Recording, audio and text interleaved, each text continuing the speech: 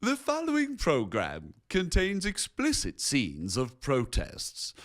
If you suffer from cyber paralysis, Randall may not be right for you. Check with your favorite blog. Speaking the truth when others hold their tongues. Wrestling for justice with left-wingers and crocodiles. Resisting the temptation to keep the peace at any price. The host who has no equal. He uses sweet and low. Randall Terry.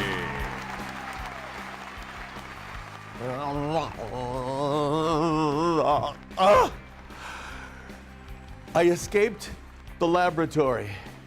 It's me, another living human experiment for our pharmaceutical masters. Today we're going to talk about guns, drugs, schools, mommies, daddies, grandmas and grandpas, and our children. As the bigger gun control debate rages on, what about kids?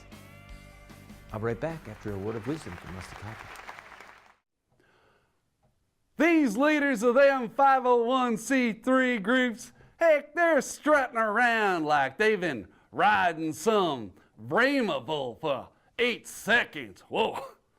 Heck, they ain't even mutton busting. You can Google that too. Mutton busting.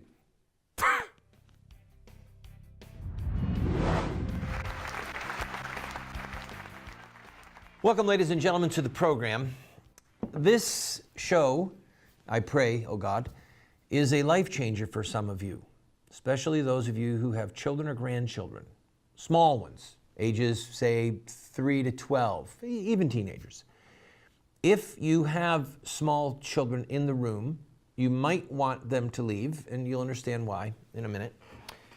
If you've got teenagers in the room, you're on your own. Good luck with that. I want to talk to you today about drugs.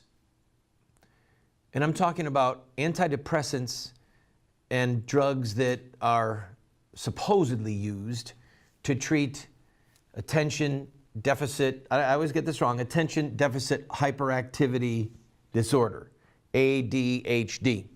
The reason I can't say it is I might have it. My hope and my prayer is that moms and dads, grandmas and grandpas that are watching this show today who have a child or a grandchild that has been diagnosed with ADHD will step back and say, not so fast. Not so fast. All right, in the wake of the shooting in Connecticut, the shooting last year in Colorado, there has been an enormous focus on guns, which is to be expected. Recently, the Citizens Commission on Human Rights International released a report that showed in 31 of the gun shootings that have occurred in recent years, or violent acts, in 31 of them, these were kids who were either on a psychotropic drug, such as Prozac or Ritalin, or were coming off of one. In other cases that they studied, there was neither a confirmation or a denial as to whether or not the child perpetrator was, in fact, on one of these drugs. Now, I want to let the full weight of that sink into you for a minute. You've got people like Obama and Biden and Reid focusing on firearms.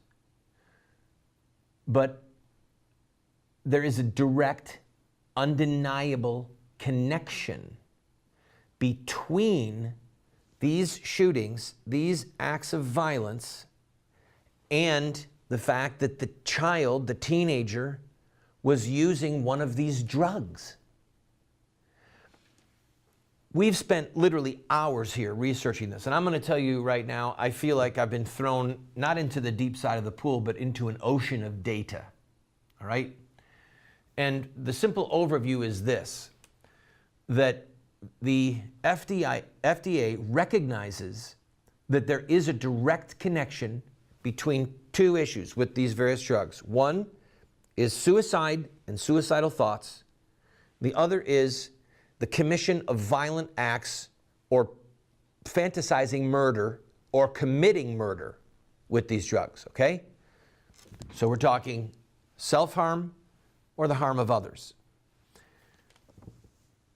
It is enraging, confusing, bewildering to read these labels and to grasp or to understand how these companies can be allowed to get away with what they're doing, and why any thinking mom and dad would allow their child to be subjected to this. Now, that was perhaps a little bit too harsh, but part of the problem that we face is that when our child is not doing well in school, let's say, the mom and dad get called in, the guidance counselor sits down or the teacher sits down and says, well, Johnny seems to be very hyperactive and we'd like to have him checked out, and we think that he might have attention deficit hyperactivity disorder.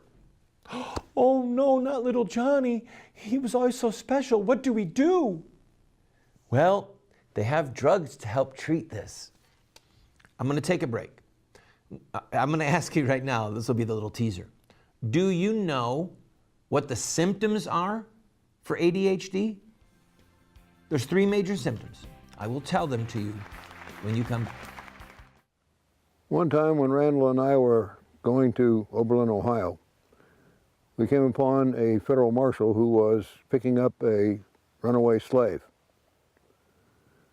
The next morning, Randall got up early and pretty soon had everybody so riled up that they ran the marshal out of town. You might say that's where the Civil War started. Friend, you need to get this book. We Won't Get Fooled Again. Listen to this. I came to the conclusion that most folks were left over from the Reagan era who were no longer warriors, but are now either too old or unhealthy and had compromised and become comfortable with the Republican establishment. They turned these organizations pretty much into direct mail fundraising fronts and were making tons of money and living the good life in beautiful mansions. The conservative movement had transformed itself from a very dynamic, principled organization in the Reagan years to a bunch of compromising, useless, and ineffective money-making machines.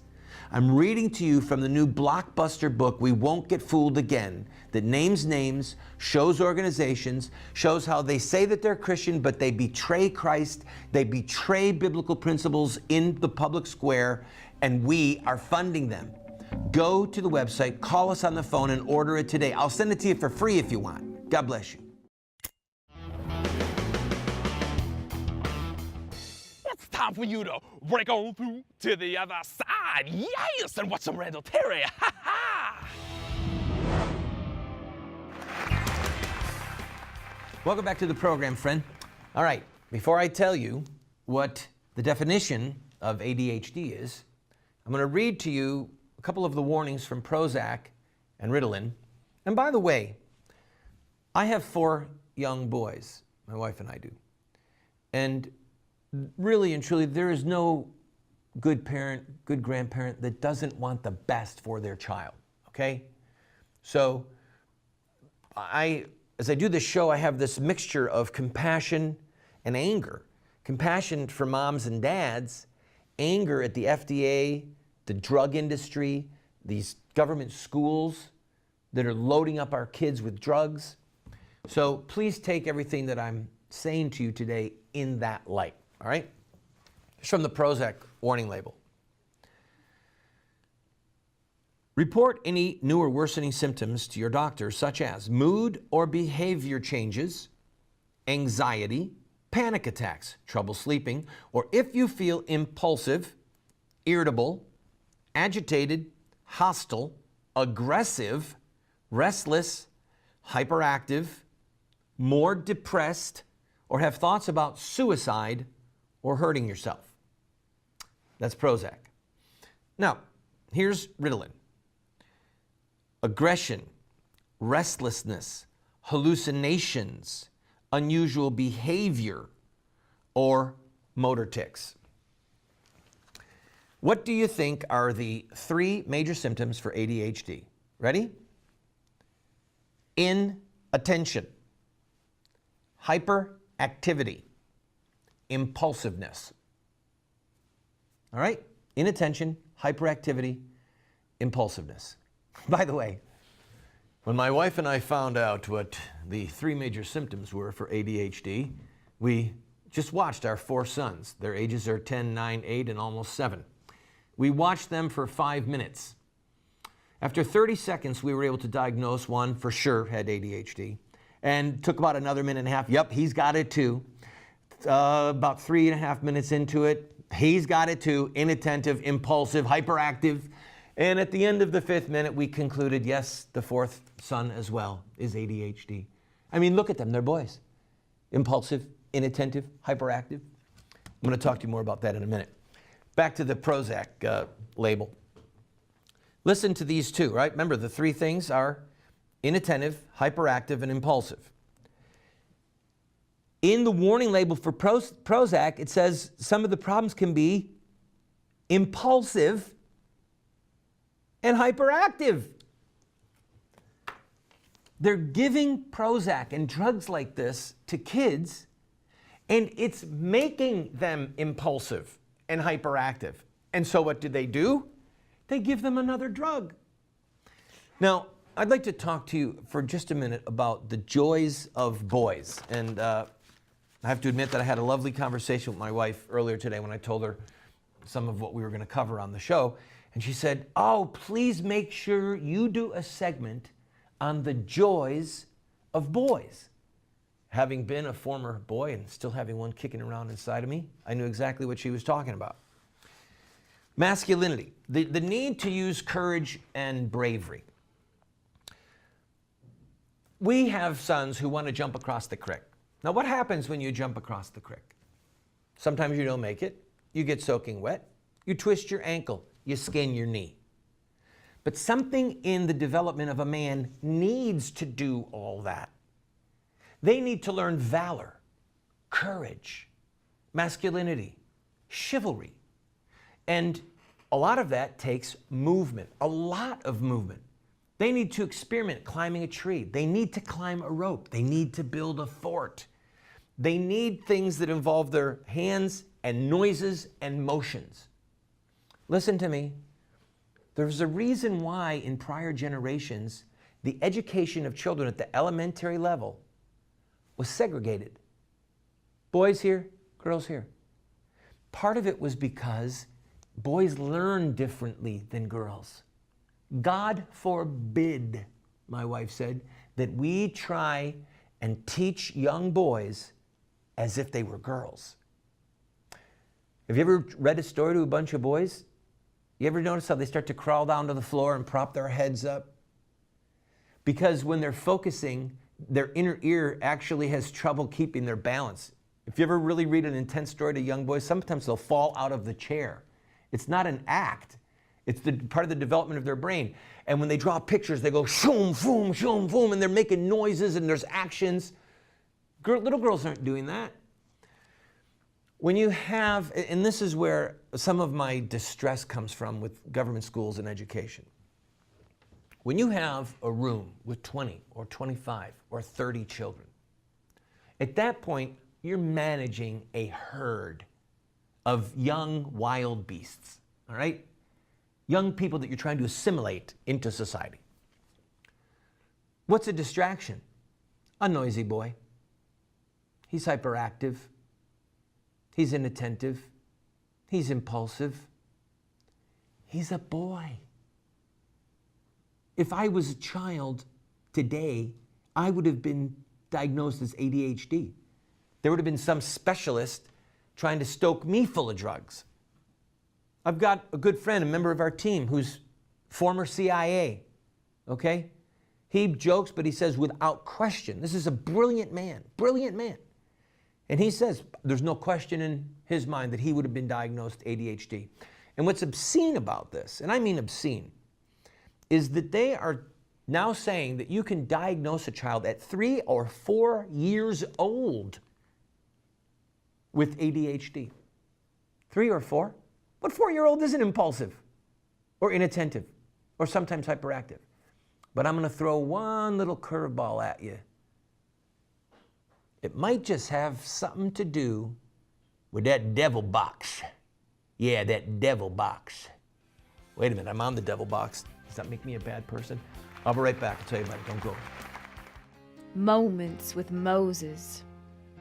If you will not obey the voice of the Lord your God, or be careful to do all his commandments and his statutes which I command you this day, then all these curses shall come upon you and overtake you. Friend, you need to get this book. We Won't Get Fooled Again. Listen to this. I came to the conclusion that most folks were left over from the Reagan era who were no longer warriors, but are now either too old or unhealthy and had compromised and become comfortable with the Republican establishment. They turned these organizations pretty much into direct mail fundraising fronts and were making tons of money and living the good life in beautiful mansions. The conservative movement had transformed itself from a very dynamic, principled organization in the Reagan years to a bunch of compromising, useless, and ineffective money-making machines. I'm reading to you from the new blockbuster book, We Won't Get Fooled Again, that names names, shows organizations, shows how they say that they're Christian, but they betray Christ, they betray biblical principles in the public square, and we are funding them. Go to the website, call us on the phone, and order it today. I'll send it to you for free if you want. God bless you. Some people's idea of free speech is that they are free to say what they like, but if anyone says anything back, that is an outrage. Sir Winston Churchill. Welcome back to the program, friend. Have you ever seen a child, 5, 6, 7, 8 years old, sit in front of a television transfixed, motionless? There are people who are saying that excessive amounts of television actually feed into ADHD. I think it's actually pretty simple. If you watch the average television show or the average movie, the edits and the noises and the special effects and the sound effects go by so quickly that it is an enormous amount of data for the child to take in. Then take that child away from all of that visual and audio stimulus and say, sit still and let me read you a story. That can be a little bit difficult. See, they say that the child is inattentive, but when you stick them in front of a television, they're fixed because there's so much going on. And I think that one of the problems we have is that we're letting our kids watch way too much television, and it's numbing them to the quieter, more stable things that are around them, and they can't hold their attention. There's a passage in the Proverbs that says, train up a child in the way that he shall go, and when he is old, he will not depart from it. The inverse of that is an old Tamil proverb from India that says, that which is unbent at 5 will be unbendable at 50. That proverb, tragically, and again, if you've got small kids in the room, like, be discreet here, but that proverb was used by people who ran the sex temples that were part of Hinduism that involved pedophilia, acts with small girls. And these girls were being bent internally and physically before they were 5 years old. Before they were 5 years old. And then it set them on a lifetime of temple prostitution until they died of a venereal disease, literally. So that passage in the scriptures and that Tamil proverb both point to the same thing. If a child is hurled into a classroom with 30 other children, and you got noisy kids, and then the teacher calls for the parents and says, we think that your son, or it's mostly boys, has ADHD, and we suggest that you put him on medication. Why is that? Because the teacher has to manage 30 kids. She doesn't want to deal with a noisy boy, a boy who moves a lot, a boy who's impulsive, a boy who raises his hand too much, has too much to say. And so they drug the life out of him. And by the way, Ritalin causes a loss of a slowdown of growth in both height and weight. So these poor little boys, who are just being boys, are now stunted emotionally. It chops the top of them off emotionally, the bottom of them off emotionally, and then they slow down in their growth, their activity. It's horrifying. It's horrifying. I've got to take a break.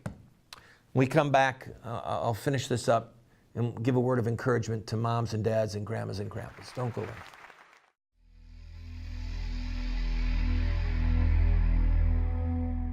Because he cleaves to me in love, I will deliver him. I will protect him because he knows my name. When he calls to me, I will answer him.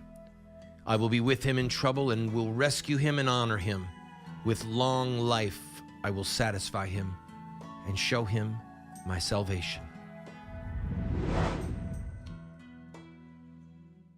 Friend, you need to get this book. We Won't Get Fooled Again. Listen to this. I came to the conclusion that most folks were left over from the Reagan era who were no longer warriors, but are now either too old or unhealthy and had compromised and become comfortable with the Republican establishment. They turned these organizations pretty much into direct mail fundraising fronts and were making tons of money and living the good life in beautiful mansions. The conservative movement had transformed itself from a very dynamic, principled organization in the Reagan years to a bunch of compromising, useless, and ineffective money-making machines. I'm reading to you from the new blockbuster book, We Won't Get Fooled Again, that names names, shows organizations, shows how they say that they're Christian, but they betray Christ, they betray biblical principles in the public square, and we are funding them. Go to the website, call us on the phone, and order it today. I'll send it to you for free if you want. God bless you.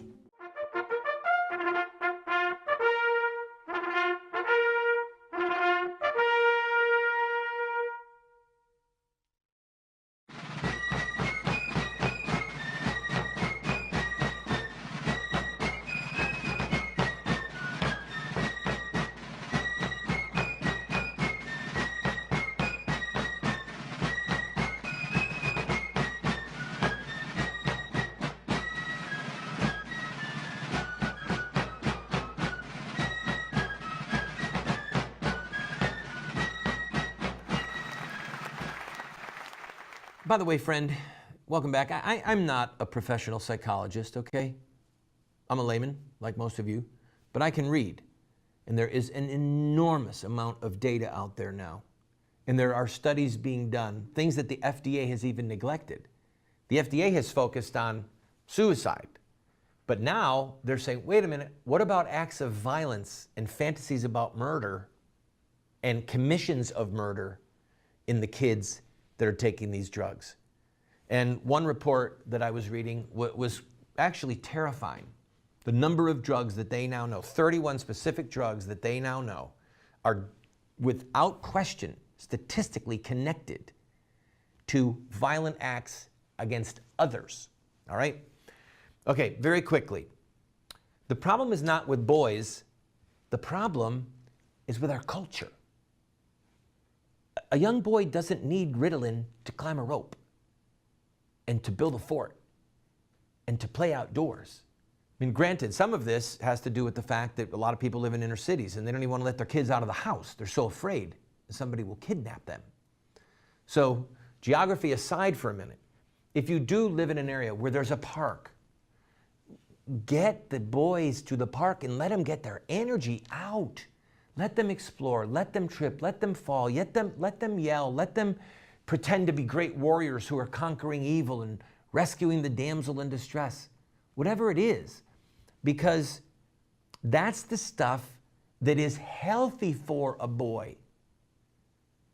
My wife and I, like I said, we have 4 boys. They are so noisy. It is incomprehensible how much noise those 4 boys can make. But I was a boy. And I made a lot of noise. And I don't want to satisfy my need for peace and quiet or my desire for peace and quiet at the expense of crushing their spirits.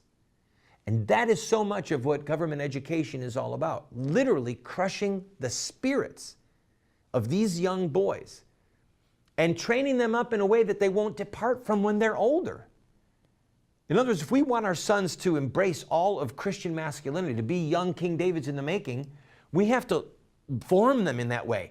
But if we allow these drugs and these teachers and these outsiders to just cramp their style, they're going to grow up in the shadows of their own soul. They're going to grow up in the gray twilight of this world.